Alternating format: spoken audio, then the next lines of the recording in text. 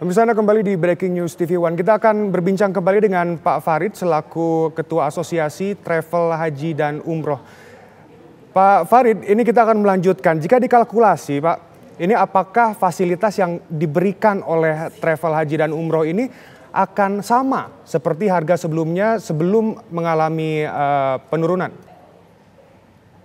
Ya, perlu kami jelaskan terkait dengan travel haji dan umroh berbeda dengan haji reguler, karena yang diputuskan sekarang aja untuk haji reguler yang dikelola oleh pemerintah sebesar 205.000 jamaah, sedangkan kami haji khusus hanya sebesar 17.860 jamaah gitu.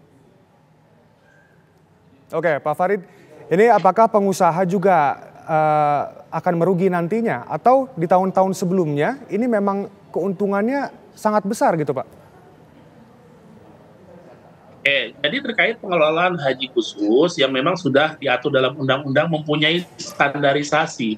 Standarisasi diberikan oleh pemerintah yang mereka adalah dalam bentuk setoran US dollar dan maksimal sekitar 8.000 US dollar untuk pengelolaan haji khusus.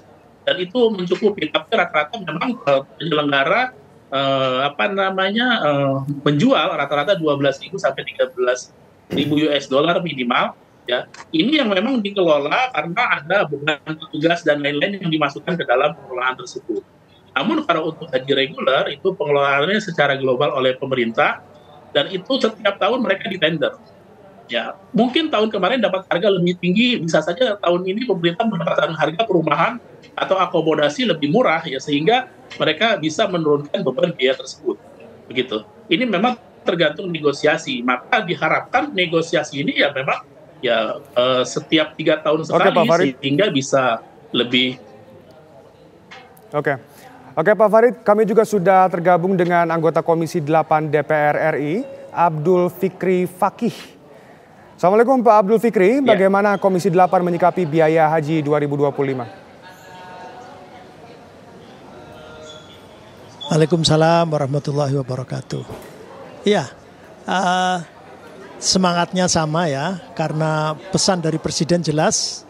Presiden Prabowo Subianto memberikan pesan bahwa penyelenggaraan ibadah haji tahun ini harus lebih baik, tetapi tidak membebani jamaah, calon jamaah haji. Dan pesan ini kita tangkap dan kita kelola, kita tanggapi meskipun sudah terlambat ya. Mestinya Desember harus sudah dibahas, tetapi tanggal 30 Desember kemarin kita membentuk panja dan kemudian tanggal 2 maraton terus sampai hari ini tidak berhenti, termasuk hari Minggu juga kita pakai untuk rapat panja. Dan alhamdulillah ini sore ini insya Allah kita tentukan berapa biaya penyelenggaraan ibadah haji tahun ini. Oke Pak, ini untuk Komisi 8 juga apakah akan menyetujui usulan tersebut, ini biaya haji menjadi 55,5 juta rupiah?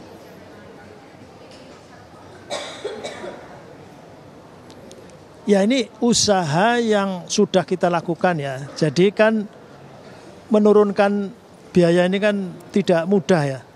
Karena realisasi tahun lalu itu 93,4 juta.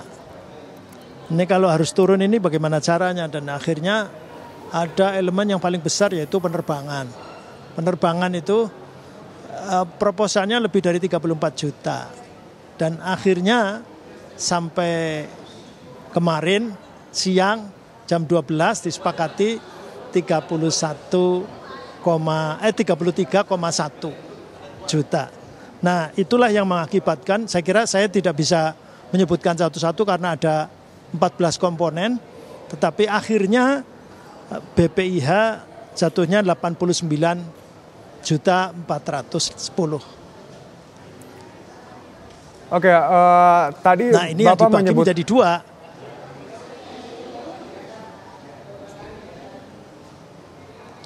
Ya. Ya Pak, tadi Bapak menyebutkan ada beberapa belas komponen haji yang sudah didiskusikan atau berdiskusi bersama. Ini bagaimana respon dari setiap komponen haji termasuk juga dari pihak penerbangan, Pak? Apakah menyambut baik akan turunnya biaya haji dan umroh ini? Ini yang paling alot, yang paling berat memang penerbangan. Yang paling berat memang penerbangan. Satu, kita akhirnya tahun ini menghadirkan maskapai baru 1.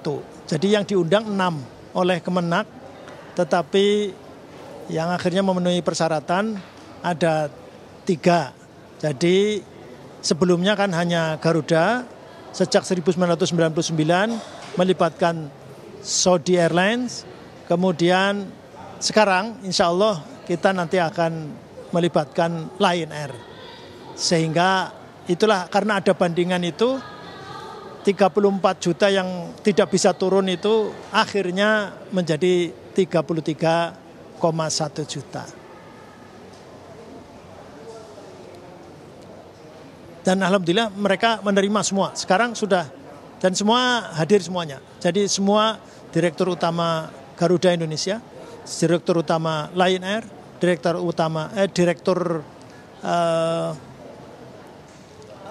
Saudi Airlines yang ada di Indonesia juga sudah hadir. Sekarang sudah di ruang sidang di Komisi 8. Baik Pak, tadi kalau saya berbincang dengan asosiasi dari travel haji dan umroh ini menyatakan bahwa dengan turunnya biaya ini masih realistis fasilitas seperti biasanya, seperti tahun-tahun sebelumnya. Ini bagaimana nih menurut Bapak? Apakah ini sudah menjadi juga bahan perbincangan saat rapat kemarin atau pengambilan keputusan kemarin? Kita wanti-wanti, kita pesan betul. Karena pesan Presiden menekan atau menurunkan harga tidak boleh kemudian mengurangi pelayanan.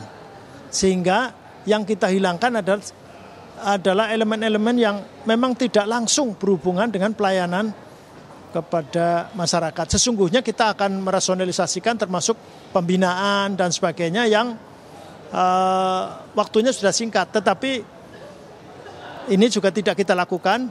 Hal-hal yang penting saja. Oleh karenanya tidak banyak yang berubah. Dan itu mohon maaf juga, kalau waktunya agak lama mungkin bisa menurunkan lebih banyak lagi.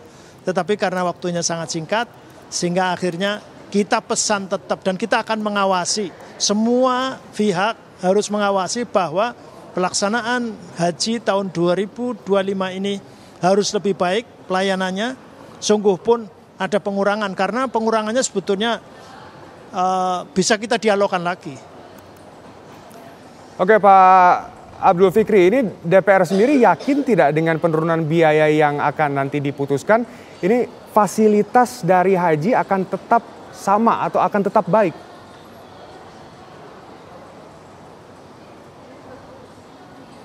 Bahkan DPR memikirkannya untuk tahun 2026. 2026 itu bagaimana caranya supaya pelayanan tetap baik.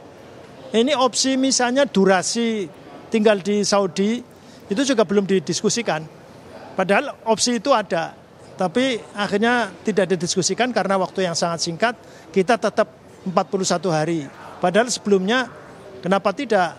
Kita karena ada usulan, jadi Pak Menteri Agama itu pernah mewacanakan bukan 41 hari tapi 31 hari. Itu kan mengurangi biaya yang banyak sekali tanpa mengurangi kualitas dari pelayanan. Jadi catering, menunya juga harus ini, tapi durasinya karena ada beberapa hal yang tidak wajib dilakukan di sana itu bisa disingkat. Tetapi ini sekali lagi belum didiskusikan lebih panjang, nanti 2026. Termasuk juga maskapai. Maskapai ini kan baru 6. Nanti mungkin bisa saja diundang lebih banyak lagi, lebih bersaing, tetapi juga pelayanan harus lebih baik. Oke Pak Abdul Fikri Fakih, terima kasih atas pernyataan-pernyataannya ya Pak ya. Selamat kembali beraktivitas. Saya akan... Pemirsa, Breaking News TV One akan segera kembali, tetap bersama kami.